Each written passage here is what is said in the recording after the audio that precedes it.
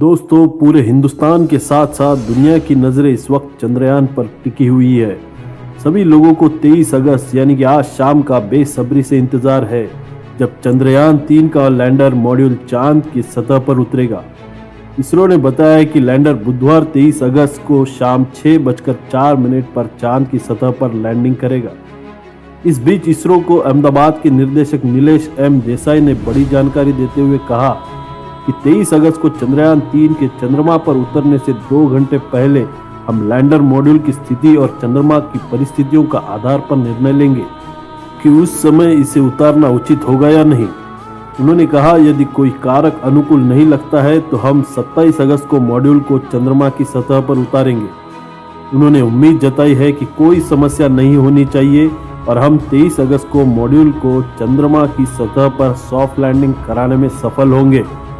खुशी की बात यह है कि चांद की ओर बढ़ रहे चंद्रयान 3 के लैंडर मॉड्यूल का चंद्रयान 2 के साथ संपर्क हो गया है। इसरो ने इस बारे में बताया कि चंद्रयान 2 के मॉड्यूल ने स्वागत है दोस्त बोलकर चंद्रयान 3 के मॉड्यूल का स्वागत किया है। इस तरह दो दोस्तों के बीच संवाद स्थापित हो गया।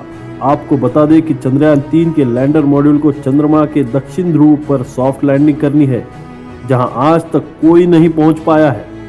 इसरो ने इससे पहले 2019 में भी चांद की दक्षिण ध्रुव पर पहुंचने की कोशिश की थी, लेकिन तब चंद्रयान 2 का लैंडर चंद्रमा की सतह पर लैंडिंग करते हुए क्रैश हो गया था। भारत के चंद्रयान 3 मिशन के साथ साथ रूस ने भी अपने लूना 25 को चांद के साउथ पोल पर लैंडिंग के लिए भेजा था। हालांकि अनियंत्रित कक्षा में होने के बाद लूना 25 शनिवार को चंद्रमा से टकराकर क्रैश हो गया। रूसी स्पेस एजेंसी रोसकॉस्मोस ने रविवार को 20 अगस्त को इस बात की पुष्टि की थी।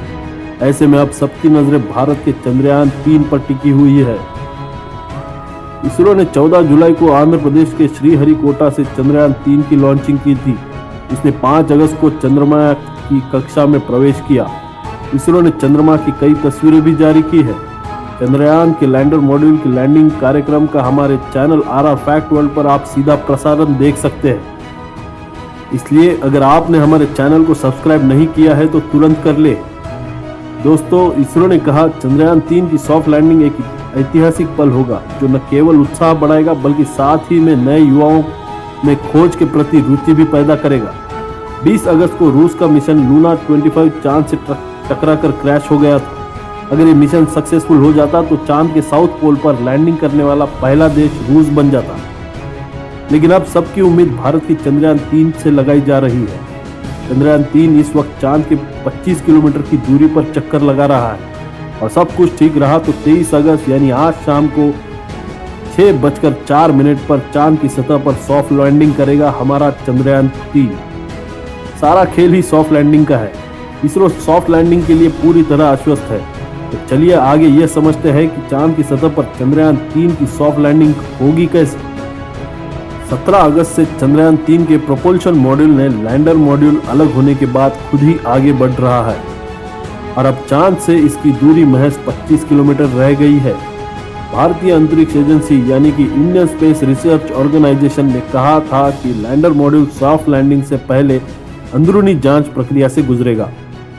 लैंडर मॉड्यूल में लैंडर विक्रम और रोवर प्रज्ञान है। लैंडर विक्रम चंद्रयान की गोद में बैठकर चांद के करीब चक्कर लगा रहा है।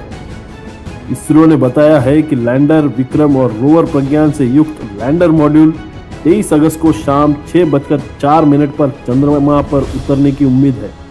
रविवार को इसरो ने बताया था कि दूसरे और तीसरे डूब बूस्टिंग प्रक्रिया में लैंडर मॉड्यूल चांद के और करीब आ गया है। लैंडर मॉड्यूल अब अंतिम 4 प्रक्रिया से गुजरेगा और लैंडिंग स्थल पर सूरज से निकलने का इंतजार करेगा। 23 अगस्त को जैसे ही लैंडर विक्रम चांद की सतह कुछ होगा तो उसकी गोद में बैठा प्रज्ञान चांद की सतह पर उतर जाएगा और सतह की स्टडी शुरू करेगा। लेकिन यदि तय सीमा पर लैंडिंग नहीं हुई तो क्या होगा? तो 27 अगस्त को लैंड करना पड़ेगा। जी हाँ दोस्तों, 23 अगस्त को अगर कुछ भी गड़बड़ी पाई जाती है तो इसरो ने प्लान बी के तहत रिजर्व डेट 27 अगस्त रखा है। अगर 23 अगस्त को लैंडिंग नहीं कर पाए तो इसरो 27 अगस्त को सॉफ्ट लैंडिंग करेगा। तो दोस्तों कमेंट में बताएं हमें कि चंद्रयान 3 सफल होगा या नहीं। बुधवार 23 अगस्त को शाम 6:04 पर चांद की सतह पर लैंडिंग की उम्मीद है।